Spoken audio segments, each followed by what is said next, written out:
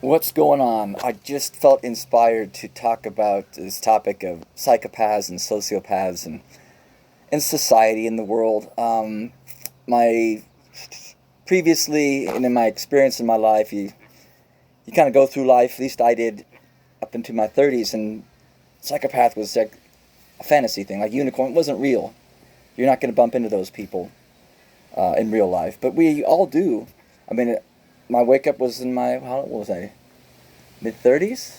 I'd of course been exposed to them in my job before, and just they were people that I found kind of irritating, arrogant, and kind of hard to communicate with, and very arrogant.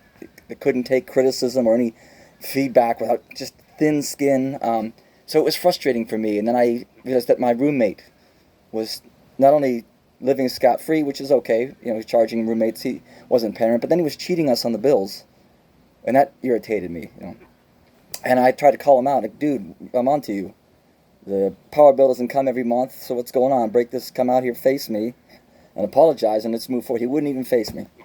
He hid in his room, wouldn't answer the door, and I had to bend over backwards to have a conversation. I'm like, look, I guess we all try to get through life the best we can, so I'm not even judgmental about it, but,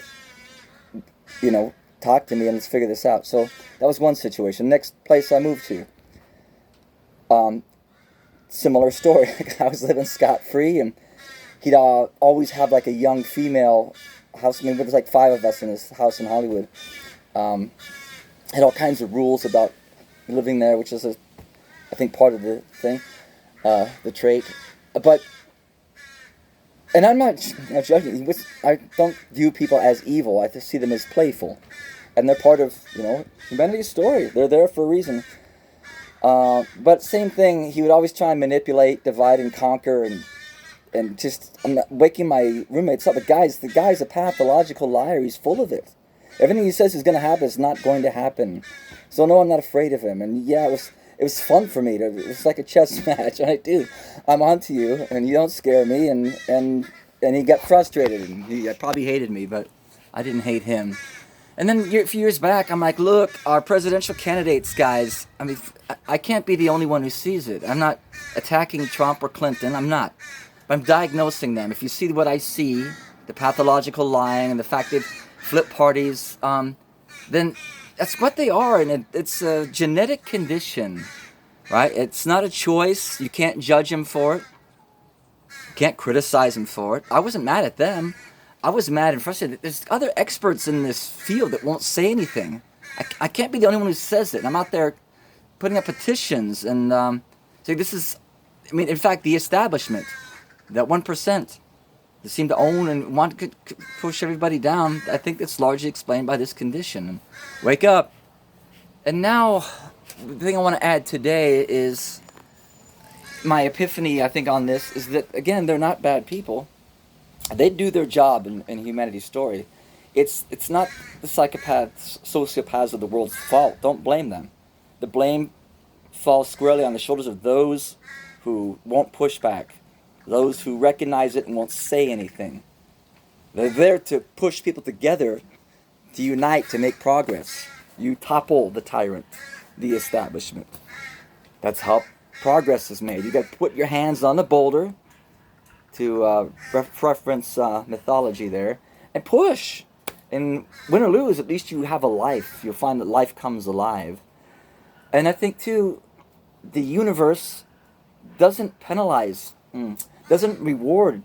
I mean, there's psychopaths that make, okay, look at Jeff Bezos. I don't know if he is or isn't. I haven't studied his history or his honesty patterns or anything, but he's got a lot of money. I think a lot of people are judgmental. Hey, you've got $13 billion, or you make that every year. You could end hunger tomorrow if you use that money. Well, guys, that's not how the world works. Because we're here to grow and struggle and push. So, it's just, what if everything was just given to us? End of story. Boring. No one grows. There's no growth. So I think maybe they do donations under the table that they don't brag about. These wealthy celebrities. The universe doesn't reward people for being jerks. I don't think that's true. I think that's part of the illusion of life. in the universe. Why would it be so? And ultimately, I hope you come to a point in your life where you just don't judge people for being exactly what they are, for having a perspective that they have based on their life experience and the sources, the things they've read, the movies and the TV shows they watch, is who they are. Be patient with it. Listen to their perspective. Don't expect to change their mind. Don't get angry at them for having a different perspective. Have that conversation. Don't judge them. And ultimately, look at what you can do. What can you do to move your life forward, to be wealthier, to be healthier?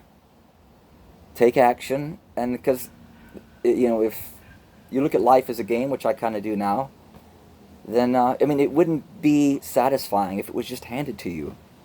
Take it in stride. Yeah, you're going to be tested. You're going to hit roadblocks, obstacles. Overcome them. Meditate, come back, keep pushing, go. I think there's a reward out there for all of us that's maybe greater than you can imagine. Who knows? And those are my thoughts for the day. I wish you well. Namaste. Have a great day. Have a great life. Bye.